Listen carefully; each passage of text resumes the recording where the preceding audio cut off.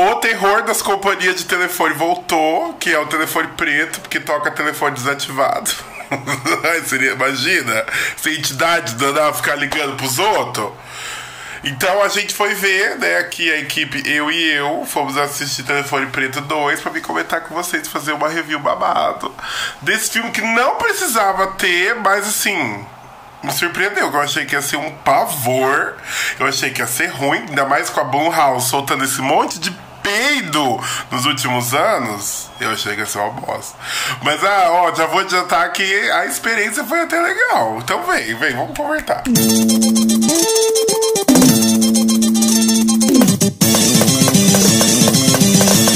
Oi, gente, aqui quem fala é o Dani. E você que não é inscrito nesse canal ainda, eu tô te olhando, ó. Se trata de se inscrever nesse canal, pelo amor de Deus. Dá o likezinho pra ajudar. Que olha a carinha de coitado, ó, que tá precisando. Tá vendo? Ajuda essa criança feia. Por favor, tá? Faz favor. Eu assisti o primeiro Telefone Preto, que é baseado lá no livro do Joe e lá no conto dele. E eu fiquei gag. Fiquei embasbacado. Falei, nossa, gente, como que eu nunca tinha assistido um filme com essa temática? E aí eu já vou dar uma contextualização. Porque eu moro no estado do Paraná, PR. Não vamos entrar nesse assunto. E aqui, quando eu nasci, bebezinho, existiu um surto por causa de uma criança chamada Evandro. Em específico, um monte de criança que desaparecia no estado do Paraná. Eu não sei se no Brasil inteiro era assim, mas aqui tinha tanto caso que no ticket do pedágio vinha a foto das crianças desaparecidas para você entrar em contato. De tanto caso que tinha. E eu, criança, acompanhei várias outras crianças que eram filhas de outras pessoas que eram próximas da minha família serem sequestradas, desaparecidas. Então era um medo iminente que na minha infância passei assim por muito tempo. A minha mãe, o maior medo dela era que a gente desaparecesse. Então eu levava fumo quando entrava num corredor de uma loja sem ela. A Americana sempre levava fumo da minha mãe porque eu queria ir lá olhar material escolar, essas coisas, tá? E aí ela sempre brigava comigo e hoje em dia eu super entendo, mas na época eu achava uma tonhice, mas tanta gente que já desapareceu. E aí, pra mim era estranho não ter tanto filme sobre criança desaparecida. Tinha lá as fitas de Poughkeepsie, mas é uma gore, terror, aquilo lá, é assim, fora de base. Mas aqui foi interessante porque o primeiro filme conta a história de um homem biruta que sequestra crianças, tortura elas de diversas formas dentro do sótão e depois matava e sumia com o corpo. E aí ele se vestia de palhaço, sei lá do que era, numa van preta, sequestrava essas crianças, até que ele sequestra o Fini, esse garoto que é o nosso protagonista. Estou contando lá do primeiro filme. E aí esse menino consegue entrar em contato com as outras crianças que foram vítimas desse cara através de um telefone desativado no cativeiro. E aí ele conversa com esses desencarnados e esses desencarnados dão instruções para ele conseguir sobreviver. E no final ele, mata o sequestrador, que é interpretado pelo gostosíssimo do Ethan Hawke. Só dar essa observação. O papel não, né, gente? Pelo amor de Deus. Mas eu falo do ator. Inclusive um ótimo ator.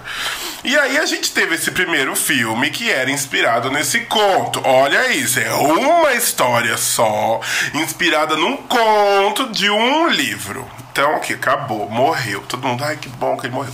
Aí foi anunciado Telefone Preto 2. Por que foi anunciado? Porque o primeiro filme custou 18 milhões pra Blumhouse. Blumhouse produziu? Sei lá, Universal, acho que é. E aí, o que teve de bilheteria mundial? 161 milhões. Quase 1000% de lucro. Aí eles falaram, não, vamos ter que fazer, né? Aí o segundo já teve um orçamento bem maior de 30 milhões e de bilheteria só no primeiro final de semana foi 42 milhões. Então acho que vai dar lucro, porque é uma franquia que a galera gostava, tal, não. Mas precisava de uma continuação, porque vamos conversar aqui, ó. O menino, com a ajuda da irmã dele, da Gwen, que também tem sonhos premonitórios, consegue matar o assassino. Acabou, morreu. Aí, que conta a história do segundo filme? Conta a história desse jovem Fini vivendo o pós-trauma dele, né? Porque ele não só foi sequestrado e sofreu ali várias coisas absurdas, como ele também teve que lidar com a informação de que ele matou alguém. Claro que não era, né, uma pessoa assim muito querida, mas imagina como estava a cabeça desse jovem. E aí ele vivendo esse pós-trauma. numa família totalmente disfuncional, e a sua irmã tendo sonhos premonitórios novamente, assim como ela teve lá no primeiro para ajudar ele, aqui ela tava tendo sonhos muito loucos, em específico com uma mulher que ela descobre que é sua mãe, num acampamento cristão de inverno, sei lá, de verão, sei lá, não sei como funciona lá no Colorado, né, mas era na neve. E aí eles dois resolvem ir nesse acampamento para descobrir por que ela tá tendo esses sonhos, que ela vira sonâmbula com essa mãe dela nesse lugar. E aí eles se inscrevem, enfim, tem todo um contexto, tudo tem uma justificativa para se estar lá, e isso é bom nesse filme.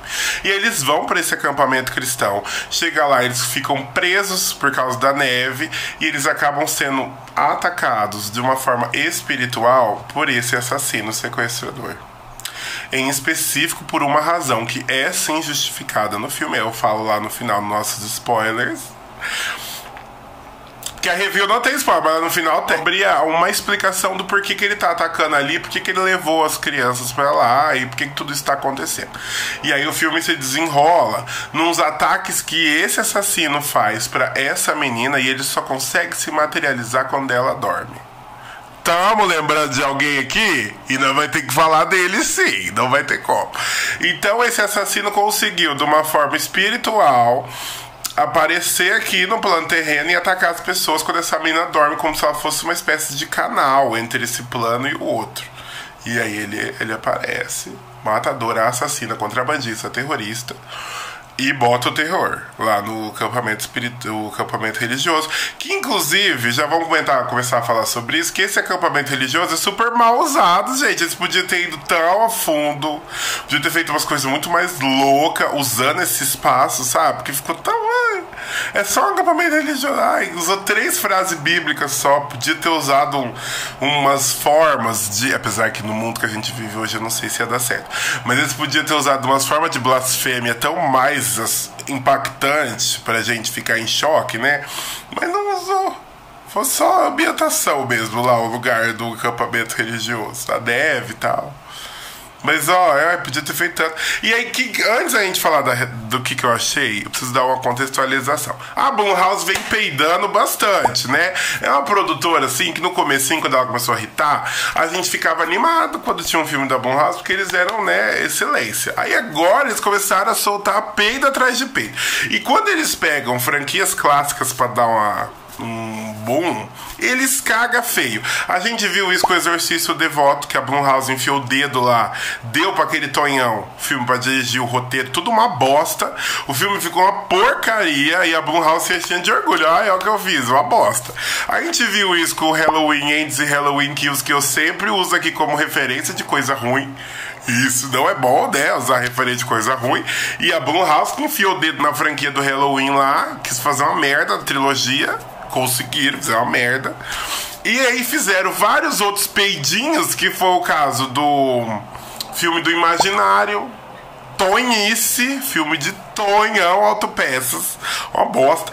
Então a Blumhouse não tem muito como encher o peito e falar, tô fazendo trabalho bom. E aí, o que eles querem? Olha isso, vê se Jason Blum deve ter batido a cabeça, tá usando alguma coisa, não tem ninguém pra frear ele. Ele sonha em adquirir os direitos da franquia do Freddy Krueger, né, da Hora do Pesadelo, e do Jason. Gente, o filme do Jason, eu vou falar aqui, tem muitos fãs, não fiquem ofendidos, mas eles são mais do mesmo. Todo filme é a mesma coisa. Os mais camp, que é o que ele vai pro espaço, e o filme do Jason versus o Fred, excelência, porque eles são fora, chega a ser comédia.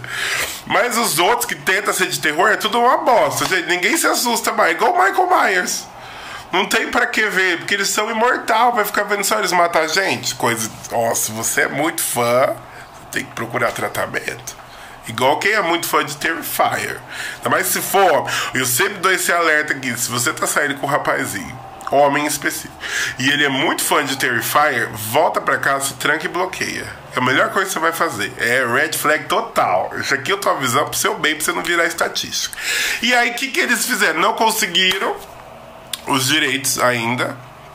Uma hora vai cair na mão deles, eles vão fazer uma grande merda, eu vou vir aqui comentar. Mas não conseguiram os direitos. E aí o que eles fizeram? Telefone Preto 2, que é a mistura do Fred Krueger com o Jason Voorhees. É a mistura dos dois. Porque ele só ataca no plano do sonho e se passa no acampamento querendo matar o pessoal do acampamento. Gente, eu assisti o filme inteiro. Só que daí, como o filme tem uma narrativa que liga tudo isso, e ela é até bem amarradinha, por incrível que pareça, eles pensaram num roteiro pra esse. Tive que falar que foi até ok. Então, de ponto alto, o que a gente tem? A gente tem uma narrativa, a gente tem uma história que liga tudo. E tem até um desenvolvimentinho ali entre as personagens. Tem um pequeno desenvolvimento, mas eu tava esperando tão pouco que isso me chocou. A gente tem um aprofundamento na Gwen, que é, em tese, uma das nossas protagonistas aqui desse filme, que é a irmã do Finn. E ela, com esses sonhos que ia dar em alguma coisa, acaba sofrendo isso, achando que é uma maldição. A gente tem o Finn tendo que lidar com uma pessoa que viveu tudo isso.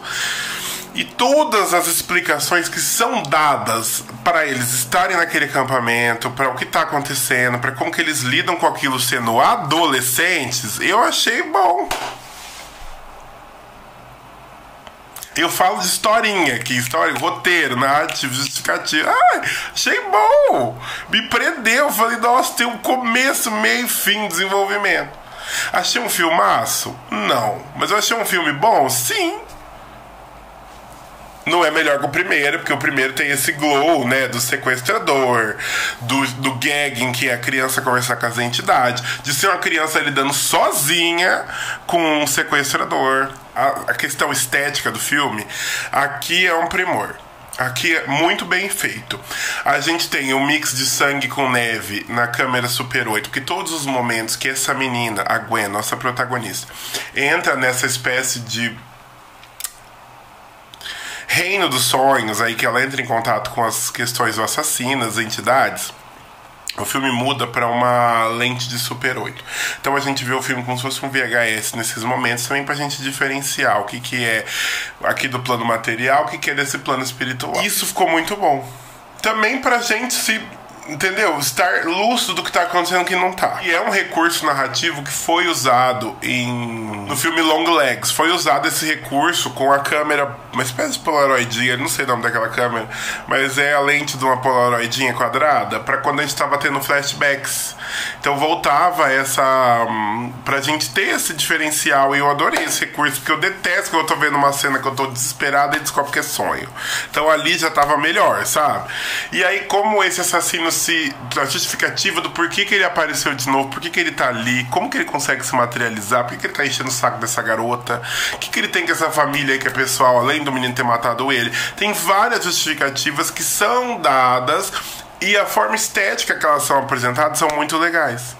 Os cortes, a forma como isso é pensado, a questão das crianças que foram mortas no acampamento, como elas são dadas, tudo isso na junção do gelo, as cores, como o filme se encarrega de tentar explicar tudo que está acontecendo, muito legal. Tanto da questão estética, que é usada na hora das justificativas, como na questão narrativa. Então eu achei super bom, achei um filme bom. Tem que falar, porque geralmente sequência assim peida muito, ainda mais quando é da Blumhouse. Então a Blumhouse, ela nunca cumpre expectativa. Quando a gente acha que vai ser bom, vem uma bomba. Quando a gente acha que vai ser uma bomba, vem coisa boa. Daí, então o melhor é sempre esperar o pior, porque daí eles surpreendem.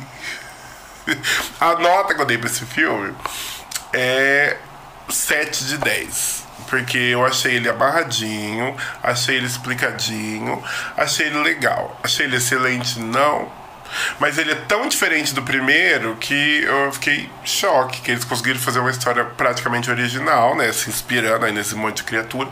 E fez legal. Mas assim, sabia que alguns personagens ele não iam morrer. Achei que eles poderiam ter explorado melhor a questão de ser um acampamento religioso, né? Tinha potencial ali pra eles fazer mais. Mas assim, melhor do que cagar na roupa, igual a Blumhouse sempre faz, né? E aí, o que eu tenho aqui pra falar pra você de spoiler? Que eu falei que ia dar no final. Que é o seguinte: existe uma justificativa ali do porquê que esse assassino está lá, que é a seguinte: os corpos das vítimas deles estão lá e não foram encontrados. E aí isso é um ponto que me deixa intrigado. E eu acho que é a mesma questão do primeiro filme, mas parece que eu vi em outro filme isso.